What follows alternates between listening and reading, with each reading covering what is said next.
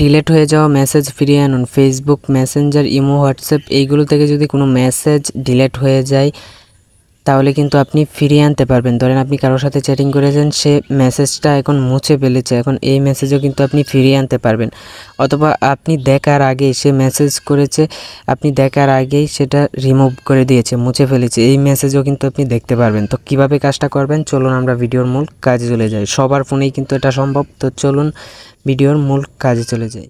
তো আমি ভিডিওর মূল কাজে চলে আসলাম। এখন আপনি আপনার ফোন থেকে সেটিংসে চলে যাবেন ডিলিট হয়ে যাওয়া মেসেজ দেখার জন্য। সেটিংসে যাওয়ার সাথে সাথে আপনি সার্চ বক্সে টাচ করে এইখানে আপনি লিখবেন নোটিফিকেশন হিস্ট্রি।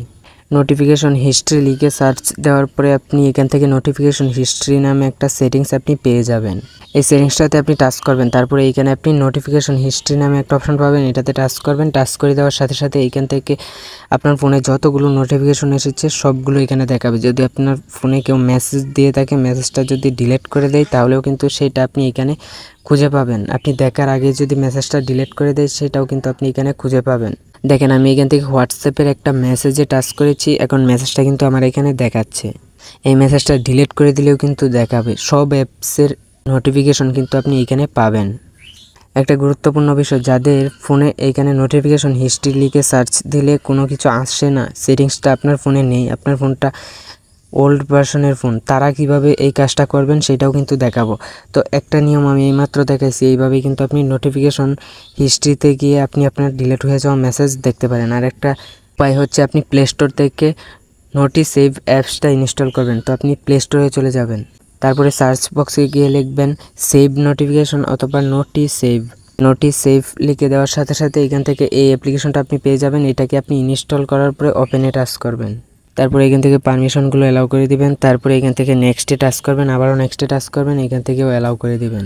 তারপরে এখানে আবারও নেক্সটে টাচ করবেন, এখন এই অ্যাপসের পারমিশনটা এখান থেকে অ্যালাউ করে দিবেন। তারপরে ব্রেকে আসবেন, তারপরে এখানে পারমিশনগুলো অ্যালাউ করে দিবেন, এখানে একটু অপেক্ষা করবেন। তারপরে আবারও নেক্সটে টাচ করবেন, এখন আপনি ব্রেকে চলে আসবেন। এখন এইখান থেকেও কিন্তু আপনি দেখতে পারবেন আপনাকে কে কে মেসেজ দিয়েছে। মেসেজ ডিলিট করে দিলেও কিন্তু এইখানে ঠিক আগের মতোই একই উপায়ে আপনি দেখতে পারবেন।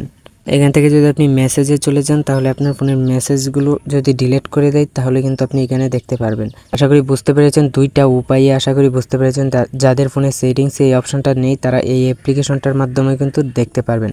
আর একটা গুরুত্বপূর্ণ বিষয়, এই অ্যাপ্লিকেশনটা অথবা এই সেটিংসটা যদি আপনার ফোনে অন না থাকে, আগে থেকে যদি অন না থাকে তাহলে কিন্তু আপনি দেখতে পারবেন না। এই সেটিংসটা যখন আপনি অন করে রাখবেন অথবা এই অ্যাপ্লিকেশনটা যখন আপনি আপনার ফোনে ইনস্টল করে সেট আপ দিয়ে রাখবেন, তখনই কিন্তু যদি কেউ মেসেজ দেয় তখনই কিন্তু সেভ হবে। যদি আপনার ফোনে এই অ্যাপ্লিকেশনটা না থাকে অথবা সেটিংসের এই অপশনটা যদি অন করা না থাকে তাহলে কিন্তু দেখতে পারবেন না। তো নোটিফিকেশন হিস্ট্রিতে আসার পরে অবশ্যই কিন্তু এটাকে অন করে রাখতে হবে। অন না করলে কিন্তু আপনার এখানে মেসেজগুলো সেভ হবে না। অন করে রাখলে, ধরেন আমি এখন অন করলাম, অন করার পরে এখন যদি কোনো মেসেজ আসে তাহলেই কিন্তু সেভ হবে, আর যদি এটা অফ থাকে তাহলে কিন্তু সেভ হবে না। তো এটা অবশ্যই অন করে রাখবেন। যদি আপনার ফোনের মেসেজ কেউ ডিলিট করে দেয় তাহলে কিন্তু আপনি এখান থেকে দেখতে পারবেন। কেউ আপনাকে মেসেজ দিলে যদি আপনি দেখার আগেই সে মেসেজটা রিমুভ করে দেয় তাহলেও কিন্তু আপনি এখান থেকে দেখতে পারবেন। তো বন্ধুরা, ভিডিওটা দেখে যদি একটু উপকার হয় তো অবশ্যই তোমার চ্যানেলটাকে সাবস্ক্রাইব করে সাথেই থাকবেন। দেখা হবে নতুন ভিডিওতে। ধন্যবাদ এতক্ষণ সাথে থাকার জন্য।